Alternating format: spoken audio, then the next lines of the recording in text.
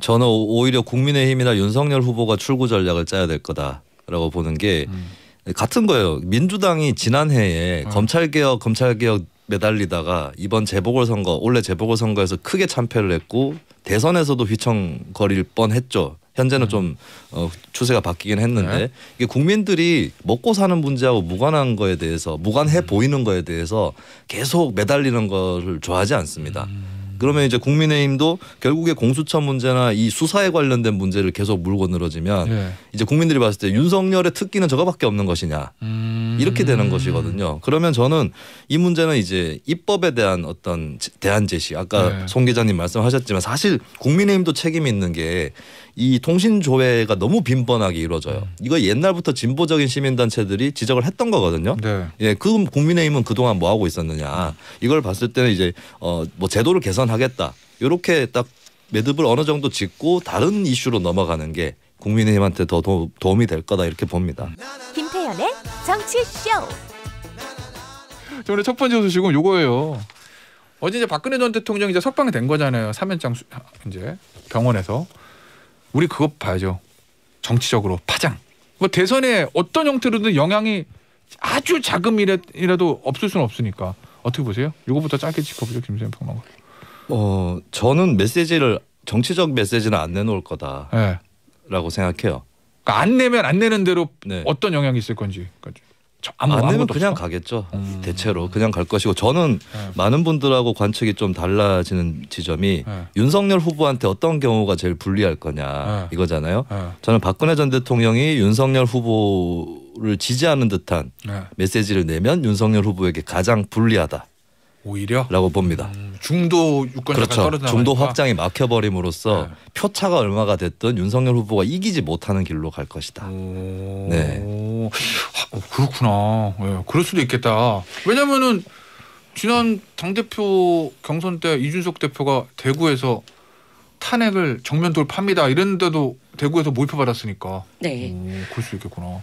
그래서 지금 윤 후보 측에서도 이제 메시지가 어느 수준으로 나올 수 있는지를 이제 계속 이제 뭐 물밑 작업을 하고 있는 것으로 알려졌는데 아마도 이제 박근혜 전 대통령이 지금 뭐 감각이 얼만큼 살아있는지는 모르겠으나 한때는 이제 선거의 여왕으로 불렸기 때문에 이제 국민의힘에서 이제 좀 원하는 메시지 수준은 촌철살인의 한마디. 뭐 예를 들면 국민들이 원하는 바 당원 여러분들이 원하는 바를 이루시길 뭐 지지합니다. 요 정도 수준이면 참 도움이 되겠으나 또 너무 적극적인 지지도 사실 그러면 고민이 될 수밖에 없죠. 그렇구나. 알겠습니다. 야, 요거는 진짜 어떤 메시지가 나오고 그게 어떤 영향을 끼칠지는 여야가 다 촉각을 곤두세울 수 있을 건데 지금으로서는 안개 속인 건 맞네요. 네, 그냥 지금으로서는 조원진 전 의원 정도만 목소리를 적극적으로 내고 있죠. 한마디로 윤석열 후보에 대해서 이게 후보가 뭐 이런 이제 외침을 쏟아내고 있다. 조원진 전 의원 성대모사입니다. 비슷한 것 같아. 역시 그죠. 고향 분들 그걸 잘하시는 것 같아. 예전에 조원진 전 의원이 막 그 국회 안에서 싸우면서 이게 협치한다며 막 이러면서 그때부터 성대모사를 연습하기 시작했습니다. 특히 이쪽에 강해. 알겠습니다. 이거 여기서 마무리하고 어제 이제 제일 뜨거웠던 게 그거잖아요. 공수처 문제, 국민의힘과 공수처의 정면 충돌 요 얘긴데요. 이거 잠깐 좀 들어볼게요. 국민의힘 의원들 100여 명이 참여하는 단톡방까지 다 털었더라고요. 이거는 뭐 미친 짓이죠. 이거는 전부 선거 개입이라고 봐야 됩니다. 선거를 앞둔 그 즈음에 이런 식으로 했다는 거는 이거는 불법 선거 개입이고 부정선거를 지금 자행하고 있다는 얘기입니다. 네. 제가 이거 듣다 보니까 윤석열 후보 성대모사 할 수 있을 것 같아요. 할 수 있을 것 같습니다. 하다가, 네. 이거 한마디 딱 하거든. 이거. 네. 요거 약간 넣으면은 비슷할 것 같아, 그죠? 네네. 근데 제가 이 윤석열 문제 하나 끝날 때 요거를 맞춘. 윤석열 후보 성대모사 할 때 이걸 넣기가 좀 힘들더라고요. 왜요? 너무 많아가지고. 빙의가 덜 됐나 봅니다, 제가. 네. 알겠어요. 저기 요거 어제 윤석열 후보의 지금 말을 좀 들어봤거든요. 선거 개입이고 미친 짓이다. 뭐 요렇게까지 강한 표현을 했는데요. 어제 어땠어요, 분위기 송 기자? 네, 일단 이제 공수처가 어떻게 탄생했는지 우리가 이제 기억을 되돌려 보면 문재인 대통령의 대선 공약이었고요. 그리고 이제 4+1 우리 협의체라고 했습니다. 이제 민주당이 이제 군소 정당들과 힘을 합쳐서 여기에다가 선거법까지 얹어서 같이 이제 강행 처리를 했었고요. 그런데 이제 공수처가 사실 성과가 너무 미비합니다. 이거는 민주당 내에서도 이제 처음 만들어지는 조직이기 때문에 뭐 큰 기대는 할 수 없지만 그래도 이렇게까지 할 줄은 몰랐다. 이제 이것도 민주당 내 평가거든요. 그래서 어제 법사위에서도 이제 김진욱 처장도 적극적으로 반박을 했습니다. 적법한 절차에 따른 것이었고 이제 문제가 없다. 왜 공수처만 문제를 삼느냐 이렇게 적극적으로 반박을 했고요. 그리고 이제 의총장 앞에서 마이크를 잡으려다가 놨다가 또 여당 의원들이 말리고 이런 장면도 굉장히 인상적이었죠. 알겠습니다. 그런데 앞서도 윤석열 후보 얘기 들어보니까 뭐 미친 짓이다 이런 표현. 그다음에 또 SNS에는 그런 글까지 썼다면서요? 무릎 꿇고 살기보다는 차라리 서서 죽겠다. 뭐 이런 굉장히 사실은 강한 말인데 김수민 평론가. 네. 최근에 윤석열 후보가 말이 세진 거 맞죠? 그렇습니다. 왜 이렇게 세진 것 같아요? 저는 잘 이해가 안 가는 부분이 그러니까 정치인이 분노를 토할 수 있어요. 충분히. 그 잘 토하는 것도 정치인의 능력인데 거기도 좀 기승전결이 필요하거든요. 기승전결? 네. 그래서 막 예를 들면 처음에 시작할 때는 언성을 높이지 않고 막 얘기를 하다가 그다음에 막 논리적인 전개를 막 해요. 다다다다닥 하면서 그러다가 막 이제 그 듣는 사람들과 공감대가 형성되고 있는 상황에서 빵 터트리는 분노를 터트리는 근데 사실 정치인이 분노를 터트릴 때도 언성은 높일지언정 그 말 자체는 굉장히 이성적이어야 합니다. 거꾸로 얘기해서 우리가 영화에서 이제 깡패나 이런 사람들이 되게 조곤조곤하게 무시무시한 말을 하는 게 더 무섭듯이 거꾸로 정치인이 언성을 높일 때는 그 언어 자체는 이성적이어야 되거든요. 근데 좀 말만 세지고 있는 것이 아니냐. 예, 그렇다면 이제 유권자들이 봤을 때는 그냥 본인의 감정이 그냥 격해진 것이 아닌가 이렇게도 볼 수 있는 거라서 이 윤석열 후보가 좀 한번 생각을 해봐야 될 것 같아요. 이런 어법에 대해서는. 이 지금 이제 특히 쪽에 가서 많은 세는 발언들이 많이 나왔는데 뭐 이런 것도 있었어요. 기억에 뭐 현 정부가 뭐 삼류 바보들 데려다가 정치, 경제, 외교 다 망쳐놨다. 네. 그러니까 예를 들면 대선 후보의 발언들이라는 게 사실은 캠프에다 다 준비를 하잖아요. 네. 이 발언들이 캠프 자 후보님 오늘 원전 가서는 요거 하시고 여기 가서는 요거 하시고 자 오늘의 핵심 표현은 바보들입니다. 뭐 이런 식으로 미리 짠 거예요. 아니 미리 준비를 한 거예요. 아니면 현장 가서 하다가 그냥 윤석열 후보 바보들 이렇게 나온 거예요. 자, 일단 이제 캠프에서는 그날의 이제 동선과 일치되는 메시지를 다 준비를 합니다. 그러면 이게 후보가 만약에 이제 지금은 어제 오늘 TK를 갔잖아요. 이게 그냥 가는 게 아닙니다. 가면은 이 동선에 맞춰서 어떤 메시지가 나와야 되고 이제 대여 비판이면 대여 비판 메시지, 여기에 대한 나의 대안 제시 이런 것들이 짜져 있습니다. 그런데 이제 어제 현장에 있었던 분들 말 들어보니까 이제 윤석열 후보가 굉장히 즉흥 연설에 요즘 좀 자신감이 붙어서 좀 그래서 준비되지 않은 메시지들 본인이 그냥 즉석에서 하는 말들 그러니까 본인이 즉석에서 한다고 해도 자기가 평소에 해왔던 생각이겠죠. 그래서 이제 이런 메시지가 좀 계속 나오고 있다. 그래서 우려도 있는 게 사실입니다. 그런데 일단 이 공수처 관련해서는 굉장히 이제 메시지 수위가 높았던 것 중에 하나가 지금요 이제 윤석열 후보가 지지율이 하락세입니다. 조금 완전한 하락세는 아니지만 위험 단계까지 왔는데 여기서 캠프내에서도 인정하는 거잖아요. 그거. 그렇죠. 그리고 그러면 이제 왜 윤석열이 대통령 후보가 됐지? 라는 이 근원적인 물음을 약간 상기시켜주는 장치는 됩니다. 검찰개혁. 탄압을 받았다. 그렇죠. 요거. 이제 공수처 하면은 이제 검찰개혁 그러면 다시 문재인 대통령, 추미애 전 장관, 조국 전 법무부 장관이 이렇게 계속 소환되기 때문에 요걸 한번 이제 상기시켜주는 장치는 되는데 요게 근데 패턴이 있고 흐름이 있고 강약 조절이 돼야 해서 뭐 요 정도 하면 되지 않을까 좀 그런. 공수처에 대한 이 사찰 프레임은. 그러니까 이제 사찰 요거는 당연히 법적으로 법령을 개선을 해야 되고요. 그다음에 문제가 있는 부분들은 반드시 짚어야 되는 게 맞습니다. 또 윤석열 후보도 애초에는 공수처 폐지에 적극적이지 않았는데 이 일을 계기로는 이제 공수처의 존폐를 검토하겠다라고 이야기를 했습니다. 자, 손지영 기자가 평가를 해주셨잖아요.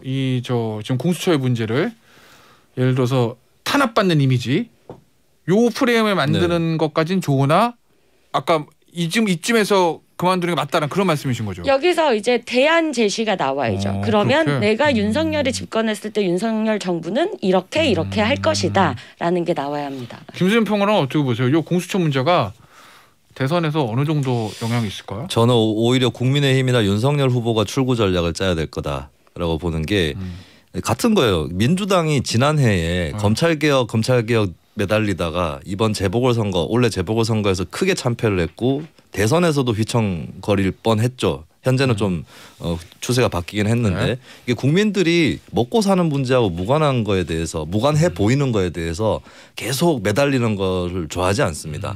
그러면 이제 국민의힘도 결국에 공수처 문제나 이 수사에 관련된 문제를 계속 물고 늘어지면 네. 이제 국민들이 봤을 때 윤석열의 특기는 저거밖에 없는 것이냐 이렇게 되는 것이거든요. 그러면 저는 이 문제는 이제 입법에 대한 어떤 대안 제시 아까 네. 송 기자님 말씀하셨지만 사실 국민의힘도 책임이 있는 게 이 통신 조회가 너무 빈번하게 이루어져요. 이거 옛날부터 진보적인 시민단체들이 지적을 했던 거거든요. 네. 예, 그 국민의힘은 그동안 뭐 하고 있었느냐. 이걸 봤을 때는 이제 뭐 제도를 개선하겠다. 이렇게 딱 매듭을 어느 정도 짓고 다른 이슈로 넘어가는 게 국민의힘한테 더 도움이 될 거다 이렇게 봅니다.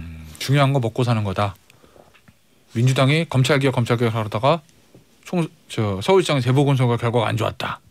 그러니 국민의힘도 공수처 하다가 대선이 그렇죠. 잘 안 될 수도 있다. 이런 얘기시잖아요. 그 국민의힘이 공수처를 없애고 싶으면 대선에서 이겨야 될 거 아니에요? 그렇구나. 예, 그러려면은 경제 이슈라든지 이런 것들을 더 유능하게 해야 되는 필요가 있는 거죠. 알겠습니다. 이재명 후보 얘기 좀 해볼게요. 야, 이재명 후보가 이런 얘기했네. 통합정부론 책임 총리. 잠깐 목소리 좀 들어보고 올게요. 통합정부 또 실용내각 이런 쪽으로 가려고 생각은 합니다. 근데 가능하면 선거 과정에서 그런 연합을 해낼 수 있다면 훨씬 더 낫지 않을까. 자, 손지은 기자. 네. 이 발언의 배경은 뭐예요? 일단 이 이제 민주당이 그동안 이제 국회 운영했던 스타일이나 문재인 정부 그다음에 문재인 청와대가 국정을 운영했던 스타일이 굉장히 이제 자기들만의 이너서클 위주의 이제 독단적인 운영을 했다 이제 이런 비판들이 계속 됐는데 네. 이제 이재명은 다르다는 거죠. 이제 필요한 사람, 자신이 내세우는 실용주의에 맞는 인물들은 이제 같이 쓰겠다 이런 이제 기본적인 논리가 있고요. 그리고 이제 최근에 어제 열린민주당과 민주당도 합당을 했고, 그다음에 지금은 호남 이제 국민의당을 창단할 때 나갔던 분들을 지금 다 대사면 작업을 해서 다 쭉쭉 다 끌어 모으고 있습니다. 그래서 이렇게 민주 진영의 결집이 필요하다 이런 차원에서 나온 발언이고요. 그리고 또 하나는 안철수 국민의당 이 후보의 또 상승세도 무시할 수 없다고 봅니다. 알겠습니다. 근데 그래서 그런가? 김수현 평론가 이런 얘기도 했다면서요. 가능하면 선거 과정에서 연합해낼 수 있으면 감사하겠다. 여기 누가 봐도 안철수 대표나 신상정 대표한테 보내는 러브콜 이렇게 해석해도 돼요? 아마 민주당의 송영길 대표의 예전 워딩을 보면 심상정 후보보다는 안철수 후보나 김동연 후보 쪽으로 보는 것 같아요. 연대 대상을. 그게 더 시너지가 네. 난다고 생각하는 거구나. 예. 근데 연합정부 같은 경우는 사실 연합정부는 네. 선거 때 연대를 안 하더라도 연합정부를 하려고 하면 할 수 있는 것이고 예를 들면 2017년 대통령 선거 때 안철수 당시 후보가 본인이 대통령이 되면 심상정, 유승민 후보를 등용하겠다 내각에 얘기를 했어요. 그러니까 기자들이 그럼 후보 단일화 하고 싶다는 거냐 하니까 그건 또 아니라고 했습니다. 그러니까 이렇게 해야 오히려 연합정부예요. 각자의 지분을 확인하고 난 다음에 연합을 하는 것이어야 되는데 지금 이재명 후보는 이제 선거 전에 단일화를 전제를 하고 있기 때문에 그 연합정부의 진정성, 의사 이런 것들은 좀 떨어진다. 그 선거 연대의 일환이라고 볼 수 있고 그리고 한국이 국회가 총리를 추천하거나 이런 제도가 없기 때문에 대통령의 결심여하에 따라서 통합정부라고는 해도 총리나 이런 사람들 언제든 잘릴 수 있습니다. 그렇죠. 그나마 과거의 DJP 연합 같은 경우는 JP의 자민련이 국회의사 50석을 갖고 있었기 때문에 안정적으로 가능했던 거요. 네, 이렇게 볼 수 있거든요. 완벽합니다. 그래서 제가 경제부처 장관직을 포함해서 내각의 절반을 자민련에 적극적으로 배분했습니다. 네. 나 근데, SBS 정치 다큐멘터리 보는 것 같아. 근데 DJ와 JP의 관계와 이재명의 안철수 관계, 뭐 세력의 어떤 역학구도 이건 많이 다르거든요. 그런 의미에서는 좀 이런 연합정부가 구성되기는 아직까지 어려워 보인다라고 봅니다. 자, 지금 뭐 이 통합정부 얘기하고 책임총리 얘기하는 이재명 후보의 속내에 그래도 안철수, 김종인이 있을 수도 있다. 뭐 두 분이 그건 다 이제 공이 말씀하신 거잖아요. 그래서 잊혀질 뻔했던 이분을 소환했습니다. 안철수 후보. 야, 사실 안철수 후보가 대선 레이스 초반만 해도 사실 존재가 없었잖아요. 네. 그래서 저희도 이제 양강 후보 일정, 이재명, 윤석열 두 후보 일정만 소개해드렸는데 이제 왠지 신년부터는 안철수 후보 일정도 소개해야 될 수도 있다라는 생각이 들 정도로 요즘 확 떴어요. 지금 어때요? 지금 지지도가? 일단 여론조사 결과 하나 소개해드리겠습니다. 서울신문에서 했구나. 네, 한국갤럽 이제 지난 27일에서 28일 전국 이제 유권자 1,008명을 상대로 실시한 이제 대선 후보 지지도 조사에서 안철수 후보가 9.3% 지지율 보였습니다. 이제 대선 레이스 초반만 하더라도 5% 벽을 못 넘고 있었는데 이 9.3까지 나온 거고요. 그리고 20대 지지율만 떼놓고 보면은 윤석열 후보는 9.5% 기록했는데 안철수 후보는 18.9%. 20대 지지율 차이가 굉장히 많이 났고요. 그리고 이제 지지율 말고 또 안철수 후보의 상승세를 우리가 또 바로 볼 수 있는 지표가 있습니다. 지난 열흘간 안랩 주가 41.7% 급등했습니다. 예. 아니 제 친구 중에 이재명 하나도 후보가 얘기하지 않았나요? 네. 대선 뭐라고? 테마주 너무 믿지 마십시오. 라고 얘기하지 않았나요? 야, 안랩 주가가 41%. 그럼 시장에서 안철수 뜨겠는데 이렇게 좀 반응을 한다는 거잖아요. 어느 정도는. 네, 뭐 그래서 이제 네. 저희가 이 지지율 말고도 안랩 주가가 또 그 안철수 후보의 행보에 대해서 왔다 갔다 하기 때문에 그랬으니까. 저희도 늘 체크하고 있습니다.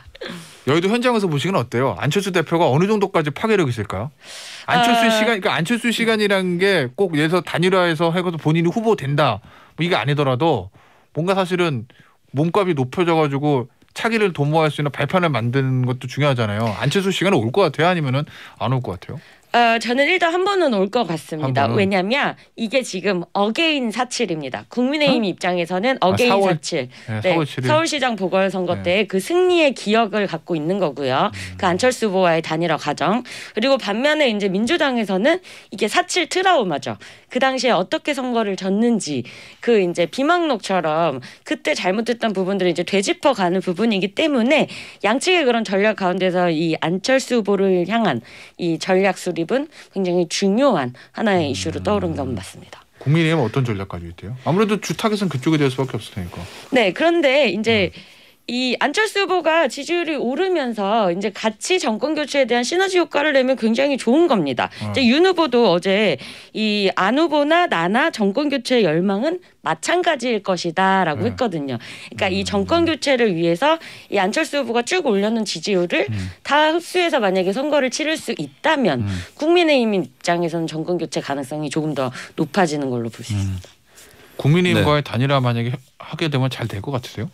그러니까 단일화를 할 거냐 말 거냐 이것이 무엇으로 결정되느냐 했을 때 안철수 후보의 지지율이 얼마이냐가 중요한 게 아니라 그래요? 그 지지율이 어떻게 구성되느냐가 더 중요합니다. 근데 많은 분들이 좀 오해를 하시는 것 같은데 안철수 후보가 지지율이 조금 상승했잖아요 최근에. 그게 이제 다 윤석열 후보 쪽에서 온 것일 거냐. 그리고 앞으로 지지율이 상승한다면 다 국민의힘 것을 갉아먹는 결과인 것이냐.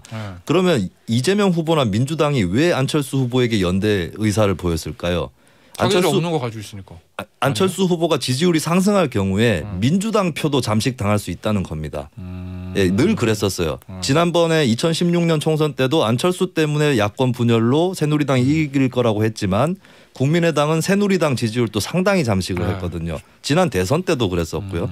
그렇기 때문에 안철수 후보 지지율이 국민의힘 쪽에 가까운 사람들에게 의존도가 강하다면 단일화로 이끌려갈 확률이 높고 거꾸로 국민의힘이 얻을 수 없는 표를 안철수 후보가 얻을 것이다라고 보여지면은 단일화 가능성은 낮아질 거다.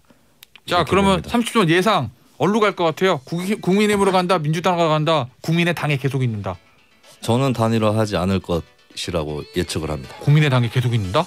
네네. 오, 송 기자는요? 저는 국민의힘과 단일화 할 것으로 보고 있어요. 국민의힘으로 간다? 오, 알겠습니다. 국민의힘으로 간다, 국민의당에 계속 있는다. 올해 3월 10일에 식사를 한번 하시죠. 알겠습니다. 오늘 여의도 정말이야 여기서 마무리할게요. 손지훈 기자, 김수미 평론가였습니다. 감사합니다. 고맙습니다. 감사합니다.